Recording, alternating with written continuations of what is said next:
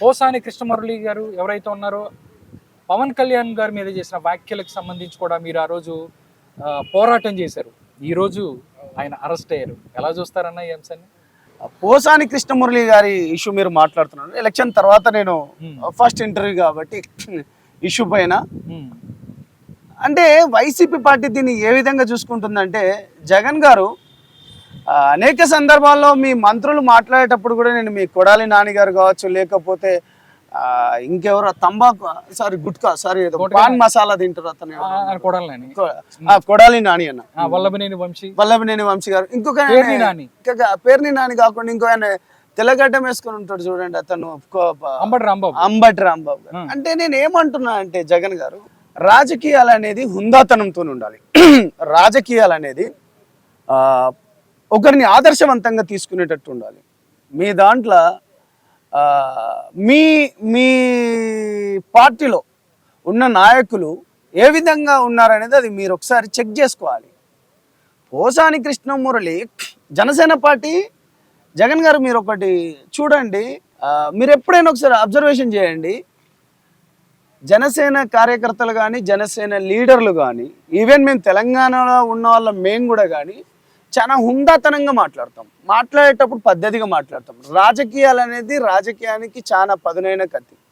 మేము ఎందుకంటే ఒక 20 ఏళ్ళు ఇక్కడ రాజకీయాలు చేస్తున్నాం. కానీ నేనేమంటున్నా అంటే, ఇంట్లో వాళ్ళ ఆడవాళ్ళను కూడా అమ్మనా బూతులు తిట్టుకుంటూ, లేకపోతే పిల్లలతో సహా కూతుర్లతో సహా తను ఇవాళ నిన్న అరెస్ట్ అయ్యిండు, నిన్న భూజాలకు వెళ్ళి అరెస్ట్ అయ్యిండు. ఇవాళ మీరు వాళ్ళ భార్యతో స్పందించిండ్రు. సిగ్గుపడుతున్న ఒక పిహెచ్డి స్కాలర్గా, పిహెచ్డి చదువుకున్న ఒక విద్యార్థి నాయకునిగా, లేకపోతే తెలంగాణ రాష్ట్రం గురించి కొట్లాడక, లేకపోతే తెలుగు రాష్ట్రాల్లో అక్కడున్న ప్రజలు ఇక్కడున్న ప్రజలు కలిసి ఉండాలి అని అనుకునే ఒక నాయకునిగా కావచ్చు, లేకపోతే ఒక రాజకీయంలో ఉన్న ఒక విద్యార్థి నాయకునిగా కావచ్చు, మిమ్మల్ని చూసి నేను సిగ్గుపడుతున్నా. మీలాంటి వాళ్ళని చూసుకొని ఏం ఆదర్శం తీసుకోవాలి? అంటే బూతులు తిట్టండి అనా, ఇంట్లో వాళ్ళని తిట్టండి అనా? ఇవేనా రాజకీయాలు? ఈ విధమైన రాజకీయాలా? ఆ మధ్యలో శ్రీరెడ్డి గారు, నేను ఇప్పటికీ శ్రీరెడ్డి గారేనే అంటున్నా. ఆమె మాట్లాడితే బోకు అని, లా అని, లమ్ అని, మిగతా XYZ అనుకుంటూ మాట్లాడుతున్నాం. మేము ఎప్పుడూ ఆ విధంగా మాట్లాడలేదు. సిగ్గుపడండి. మీ నాయకులు ఏ విధంగా మాట్లాడతారో ఒకసారి సిగ్గు తెచ్చుకోండి. చాలా హుందాతనంగా చెప్తున్నాం. నేను తెలంగాణ ఉద్యమంలో పోరాడి 100 కేసులు వేసుకొని జైల్లోకి పోయి కూడా పవన్ కళ్యాణ్ గారి దగ్గర ఎందుకు నాకు అతనితో ఆప్యాయత ఏర్పడేది, మన వైరా నుంచి కూడా నేను ఎందుకు అంటే, సమాజం గురించి పోరాడేటోళ్ళం మేము, సమాజంలో జరుగుతున్న అన్యాయాలపైన అడిగేవాళ్ళం మేము. ఆఖరికి వస్తేవాడు ఆ మధ్యలో ఎవరో కత్తి మహేష్ తో కావచ్చు, లేకపోతే శ్రీరెడ్డి గారు కావచ్చు, లేకపోతే పోసాని గారు కావచ్చు, ఇలాంటి వాళ్ళందరితో మీరు తిట్టించిండ్రు. ఇవాళ కొంచెం సిగ్గుపడండి. నిజంగానే ఒక రాష్ట్రం గురించో, లేకపోతే స్వతంత్ర పోరాటం గురించో, లేకపోతే అన్యాయాలపైన మాట్లాడలేదు. ఇంట్లో ఉన్న జుగుప్సాకరమైన మాటలు మాట్లాడిండు మిస్టర్ మై డియర్ జగన్ గారు. మీరు అది గుర్తుపెట్టుకోండి. ఇప్పటికైనా ఆడ 171 కదా, 175 సారీ మర్చిపోయినా, ఎందుకంటే అక్కడ ఉంటే బాగుండేది. 11 ఇచ్చిండ్రు. ఆ మధ్యలో సంకలు కొట్టుకొని, సంకలాల గీక్కొని, లేకపోతే గజ్జి వచ్చినట్టు, లేకపోతే తొడలు కొట్టుకొని అన్ని పెట్టినక వై నాట్ 175 అని. ఏమైంది? 11 కూగబెట్టిండ్రు. ఆఖరికి వస్తే ప్రతిపక్షం ఇయ్యండ్రు నాయన అడుక్కుంటాండ్రు మీరు. అసెంబ్లీ కూడా దరిద్రం ఏంటంటే, ప్రతిపక్షం అంటే ఎవడో ఇసే భిక్ష కాదు. My dear respected Jagan Mohan Reddy గారు, అడుక్కోవడం కాదు, ప్రజలు ఇవ్వాలి.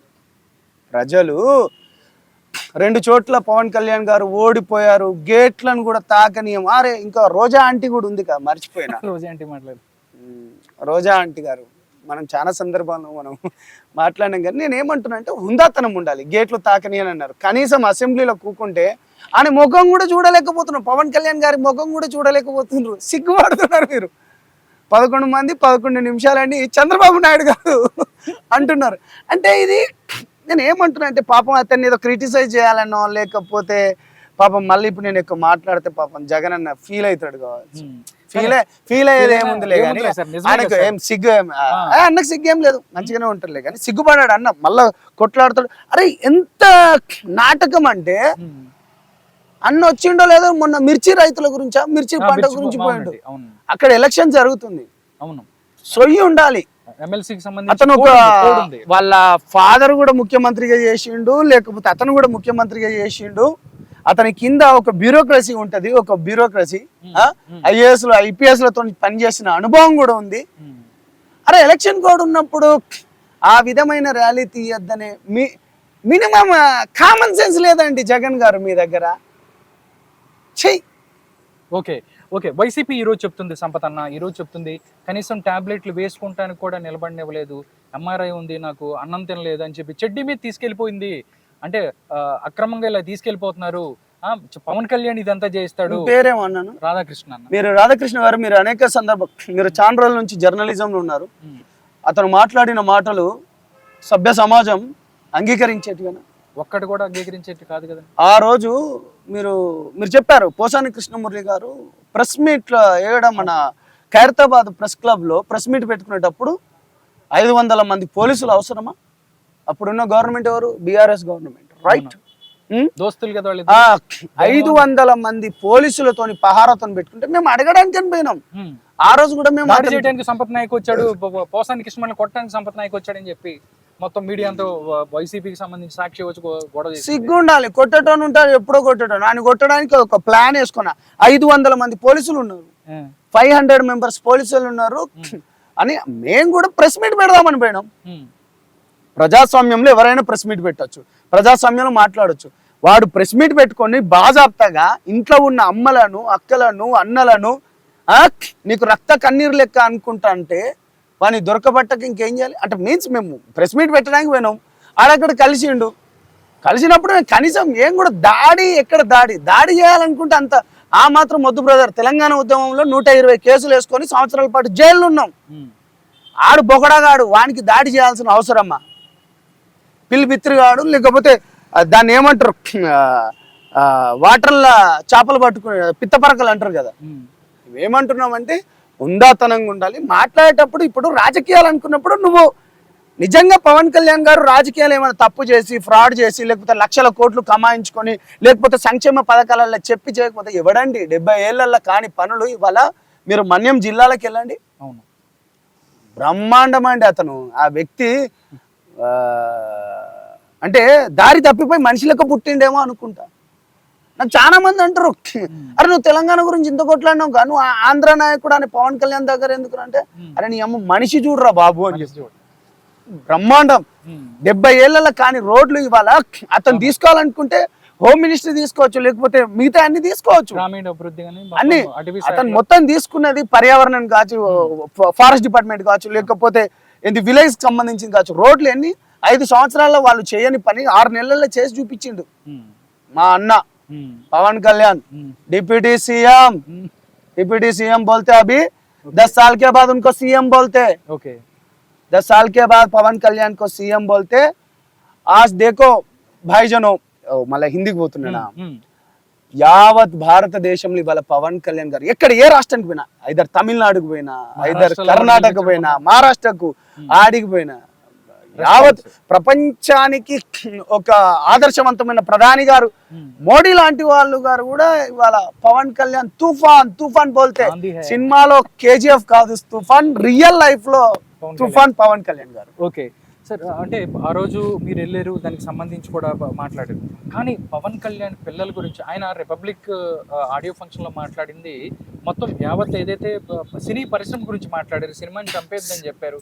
వీటన్నిటిని కూడా అంటే ఓన్లీ జగన్మోహన్ రెడ్డి గారి ఒక మెప్పు పొందడానికి మాత్రమే పోసాని కృష్ణమురళి అవ్వచ్చు, కొడాలని అవ్వచ్చు, వల్లభనేని వంశీ అరెస్ట్ జరిగింది, వీళ్ళందరూ కూడా ఆయన మెప్పు పొందడానికే చేశారంటారా? మెప్పేముందండి, జీ హుజూర్ బ్యాచ్ వీళ్ళదంతా. అంటే మీరు వాళ్ళ లీడర్లు 1 to Z వరకు తీసుకోండి, A to Z వరకు తీసుకోండి, 1 నుంచి అది 1,00,000 కాదు 1,00,000 మంది, దాంట్లో ఎవడున్నా సన్నాసులు గింతే వాళ్ళు. ట్విట్టర్లలో కూడా వాళ్ళ పనికిరాని చెత్తగాళ్ళు కాకపోతే వాళ్ళ ఇంకా నాకు తెలంగాణలో మంచిగా బాజాప్తగా తిడతాం మేము. తిట్టడం కాదు, ఫస్ట్ మేము రాకుతాం, చేపలు రోడ్డుకేసి రాకినట్టు రాకుతాం. మాకు మాటలు తక్కువ, చేతలు సిగ్గుండాలి వెదవలకు, బుద్ధి లేని సన్నాసులు వాళ్ళు. ఒక్కడైనా నీతిగా నేను ఇప్పుడు ఇదంతా మరి నా కింద కూడా మరి నువ్వు ఇట్లా మాట్లాడుతున్నా కంట్రోల్. ఇప్పుడు నేను కూడా మనిషినే కదా, అరే నేను నీకు రెస్పెక్ట్ ఇచ్చి మాట్లాడితే ఇప్పుడు అన్న అంటే నేను అన్న అంటాం, తమ్ముడు అంటే తమ్ముడు, రే అంటే మూతిపాలు రాలగొట్టి బోషడికి అని తింటాం. తీసుకోండి. అవును. ఆ? సిగ్గుండద్దా వాళ్ళకు? అరే ఒక్కడైనా మనిషి లెక్క ఉండడే. సిగ్గుండాలి కదా వైసీపీ వాళ్ళందరికీ, బుద్ధి ఉండాలి కదా. మీరు రాజకీయాలు చేస్తుండ్రా, బుద్ధి ఉండాలి కనీసం మీకు. సమాజంలో మీ గురించి ఏమనుకుంటారో చూడండి. సంక్షేమ పథకాలు అని చెప్పి గిన్ని కోట్లు అని చెప్పినాం. బేసికల్గా నేను ఆంధ్రప్రదేశ్ రాజకీయాల గురించి నేను మాట్లాడదలుచుకోను. నేను ఎక్కువ మాట్లాడను, ఎందుకంటే అక్కడ వాళ్ళు లీడర్ రావాలి, అక్కడ దాని గురించి. మా దగ్గర ఇక్కడ మేము చూసుకుంటాం, కానీ బరాబర్గా మాట్లాడతాం, ఎందుకంటే వాళ్ళు కూడా నా తమ్ముళ్ళే కాబట్టి. ఆంధ్రప్రదేశ్ రాష్ట్ర ప్రజలు వాళ్ళు కూడా నా అన్నలే, ఎస్సీ ఎస్టీ బీసీ అణగారిన వర్గాలు కాబట్టి. అదే విధంగా ఉన్నత కులంలో పేద బిడ్డలు కూడా నా బిడ్డలే. మేము కొట్లాడింది ఆ కాన్సెప్ట్ తో. పవన్ కళ్యాణ్ గారి దగ్గర పోయిందే నేను దాని గురించి, లేకపోతే పవన్ కళ్యాణ్ గారికి నాకేం సంబంధం?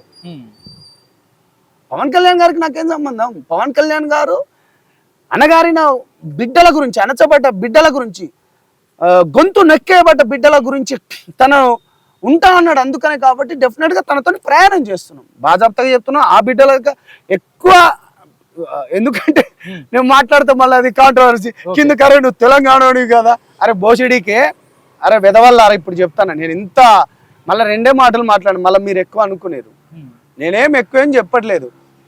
మీరు ఎట్లా కొంతమంది రాజకీయ నాయకులు అంటారు ఇక్కడ హైదరాబాద్కి వస్తే మీ ఆంధ్రలో, మీరు ఎట్లా అనుకుంటారో ఆంధ్రప్రదేశ్ రాష్ట్ర రాజకీయాలకు మాట్లాడడానికి బాజాప్తగా జనసేన పార్టీ నుంచి ఎక్కడైనా మాట్లాడతాం. దేశంలో ఎక్కడున్నా మాట్లాడతాం, ప్రపంచంలో ఎక్కడున్నా మాట్లాడతాం. మాట్లాడే రైట్ ఉంది, మాకు రైట్ ఉంది. పిచ్చి కామెంట్లు పెట్టి అరే మీ అవకాశం చూసుకోండి రా భయ్, మీ అవకాశం చూసుకోండి.